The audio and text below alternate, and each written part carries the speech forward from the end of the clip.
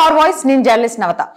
మొత్తానికి మూడోసారి ముచ్చటగా 2024 లోక్సభ ఎన్నికల తర్వాత భారీ మెజారిటీ తోటి మళ్ళీ ప్రభుత్వాన్ని ఏర్పాటు చేయడానికి మోదీ సర్కార్ సిద్ధం. ఇది చాలా సర్వేలలో చెప్తున్నమాట, జనాల నుంచి వస్తున్నమాట. అయితే ఈ సర్వే చేసి బోర్ కొట్టిందో ఏమో తెలియదు, కానీ ఎందుకంటున్నానంటే ఎవరు ఏ సర్వే నిర్వహించని మోదీ చరిష్మా, బీజేపీ హవానే కనిపిస్తోంది. కాబట్టి అలాంటి సర్వే చేయడం ఎందుకు అనుకున్నారేమో కానీ కొత్త రకం సర్వేలను తీసుకురావడం మొదలుపెట్టారు. India today mood of the nation surveys చేస్తూ ఉంటుంది, మనందరికీ తెలిసింది. 2 సార్లు ప్రధానమంత్రిగా వ్యవహరించిన మోదీ చరిష్మా భారతదేశంలోనే కాదు ప్రపంచ వ్యాప్తంగా కూడా మాటలకు అందనిది అని చెప్పడం అతిశయోక్తి కాదు. ఈ నేపథ్యంలో రేపు లోక్సభ ఎన్నికల తర్వాత మోదీయే మూడోసారి ప్రధాని అయినా కూడా 5 సంవత్సరాలు ప్రధానిగా తన పదవీ కాలంలో పూర్తిగా ఉండడు అంటూ కూడా ఒక వార్తలు వస్తున్నాయి. ఈ నేపథ్యంలో మోదీ వారసుడు ఎవరు అంటూ India today mood of the nation ఒక సర్వే నిర్వహించింది. ఈ సర్వేలో ఆసక్తికర విషయాలు వెలుగులోకి వచ్చాయి. మోదీ వారసుడిగా అమిత్ షాను 29% మంది ప్రజలు కోరుకుంటే, యోగి ఆదిత్యనాథ్ను 25% మంది ప్రజలు కోరుకుంటే, నితిన్ గడ్కరీని 16% ప్రజలు కోరుకుంటున్నారట.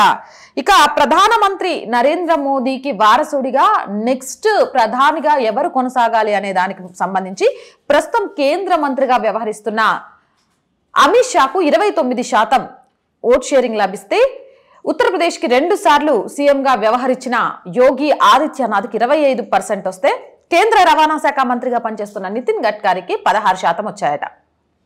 ఈ ముగ్గురిలో మోదీ వారసుగా ఎవరు అడుగు పెట్టినా కూడా భారతదేశాన్ని ఇదే సూక్తిలో పైకి తీసుకెళ్లడానికి అవకాశం ఉంటుంది అంటూ కూడా India today mood of the nation లో తెలియజేశారట.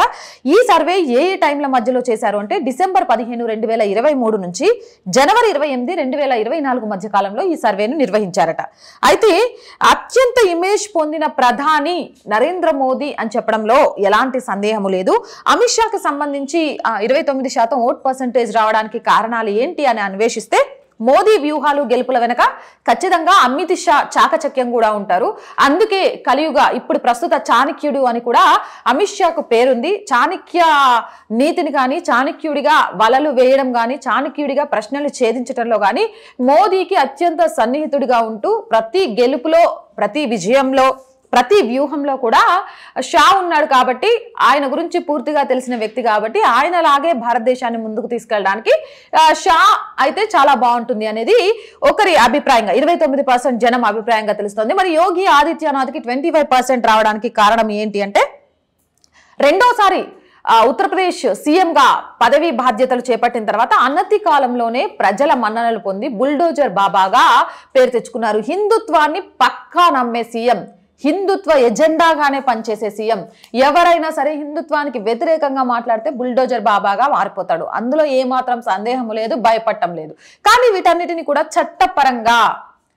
చట్టపరంగా ఎదుటి వాళ్ళు వేలెత్తి చూపకుండా చేయడంలో చాకచక్యం వహిస్తారు. అంతేకాదు, గుజరాత్కి 2 సార్లు సీఎం అయిన తర్వాత ప్రధాని నరేంద్ర మోదీ ప్రధానమంత్రి అభ్యర్థిగా 2014 ఎన్నికలకు ముందు ఎలాగైతే ప్రకటించారో, ఇప్పుడు ఉత్తరప్రదేశ్కు కూడా 2 సార్లు సీఎం అవ్వడమే కాదు, ఇప్పుడు 2024లో జరగబోయే లోక్సభ ఎన్నికల్లో కాంగ్రెస్ పార్టీ మడత పెట్టుకొని ఉత్తరప్రదేశ్ 80 సీట్ల నుంచి పక్కకు తప్పుకోవడంలో కూడా యోగి ఆదిత్యనాథ్ భూమిక చాలా గొప్పది. రాయ్బరేలీలో నుంచి సోనియా గాంధీ పోటీ చేస్తే ఓటమి అనుకొని రాజస్థాన్ కి పారిపోవడంలో కూడా యోగి ఆదిత్యనాథ్ చాకచక్యం ఉంది.